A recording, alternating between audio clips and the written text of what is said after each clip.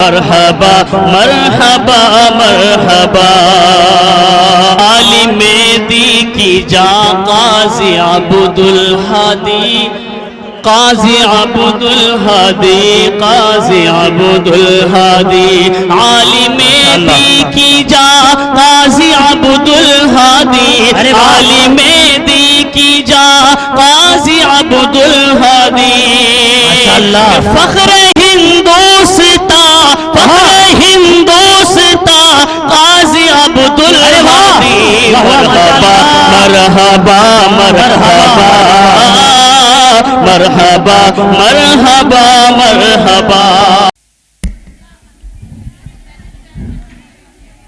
بسم اللہ الرحمن الرحیم نحمدہ ونصلی علی رسولہ الکریم اما بعد. معزز سامعین اکرام، علم کا وہ عظیم مقام ہے جس کی بدولت انسان میں انسانیت آتی ہے. علم ہی کی روشنی سے انسان حلال و حرام میں تمیز کرتا ہے، یہاں تک کہ علم ہی کے ذریعے انسان اپنے آپ کو پہچانتا ہے اور اپنے خالق و مالک کو پہچانتا ہے. علم اور جہالت میں کیا فرق ہے؟ اللہ رب العزت نے ارشاد فرمایا قُلْ هَلْ يَسْتَوِي الَّذِينَ يَعْلَمُونَ وَالَّذِينَ لَا يَعْلَمُونَ کہ اے نبی فرما دیجئے کہ جاننے والا اور نہ جاننے والا برابر ہو سکتا ہے. مطلب یہ ہے کہ ہرگز برابر نہیں ہو سکتا. یہاں تک کہ جاہل اور عالم کے درمیان ایک بہت بڑا فرق ہے جسے قرآن کریم کے اندر کئی انداز میں بیان کیا گیا ہے. دوسری جگہ فرمایا قُلْ لَا يَسْتَوِي الْخَبِيثُ وَالطَّيِّبُ کہ پاکیزہ چیز اور ناپاکیزہ چیز برابر نہیں ہو سکتی. تیسری جگہ ارشاد فرمایا لَا يَسْتَوِي أَصْحَابُ النَّارِ وَأَصْحَابُ الْجَنَّةِ کہ جنت والے اور دوزخ والے برابر نہیں ہو سکتے. امام غزالی علیہ رحمہ ارشاد فرماتے ہیں کہ ان تمام آیتوں میں علم، طبی، جنت، حیات یہ سارے کے سارے لفظ اللہ نے علم ہی کے لیے استعمال فرمائے ہیں، اور جو ان کے بالمقابل ہے وہ جہالت کے لیے ہے.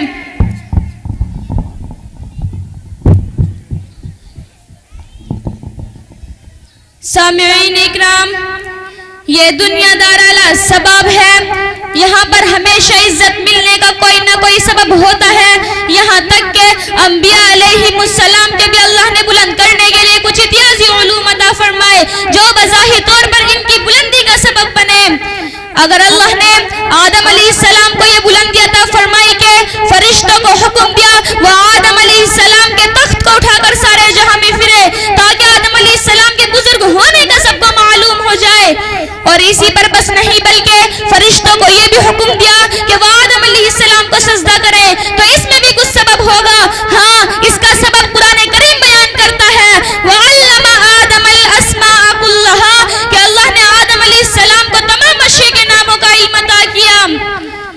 یہاں کسی عارف باللہ نے ایک عجیب نکتہ بیان کیا کہ جب حضرت آدم علیہ السلام کو اشیاء کے ناموں کا علم دیا گیا تو انہیں اتنی عزتیں ملی کہ نورانی مخلوق ان کے سامنے جھکنے پر مجبور ہو گئی. مومنو، اگر تمہیں اللہ کی اسماء کی معرفت حاصل ہو جائے تو تمہیں کتنی عزتیں نصیب ہو جائیں گی. حضرت موسیٰ علیہ السلام اللہ کے پیارے نبی ہیں، کلیم اللہ ہے. اللہ نے ان کو بڑی بڑی نعمتوں سے نواز رکھا ہے، مگر ایک چیز کا علم نہ ہونے کی وجہ سے حضرت خضر علیہ السلام جن کے نبی ہونے میں اختلاف ہے ان کے پیچھے پیچھے پھرنا پڑا.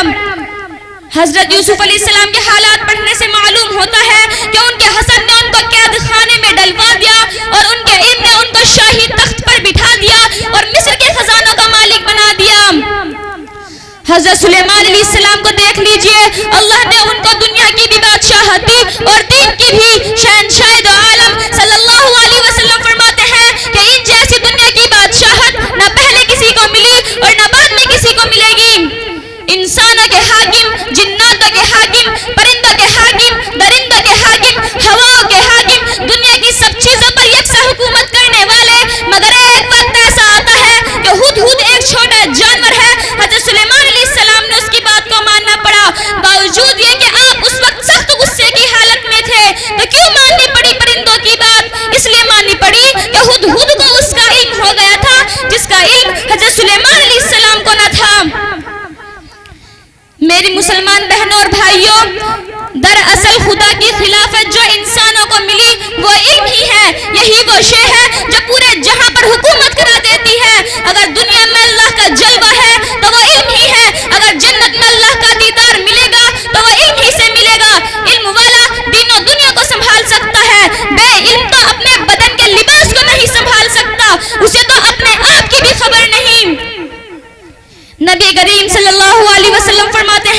کہ جب کوئی طالب علم حاصل کرنے کے لیے کسی عالم کے پاس جاتا ہے تو ہر قدم پر 1 سال کی عبادت کا ثواب ملتا ہے اور ہر قدم پر جنت میں 1 درجہ بلند ہوتا ہے اور زمین برابر اس کے لیے دعائیں خیر کرتی ہے اور فرشتے اس کے نیکی کے گواہ بنتے ہیں۔ مسلمانوں غور سے سنو، حضرت جابر رضی اللہ عنہ فرماتے ہیں کہ جس طرح لوگ دنیا میں عالم کے محتاج ہوتے ہیں اسی طرح لوگ جنت میں بھی علم والوں کے محتاج ہوں گے۔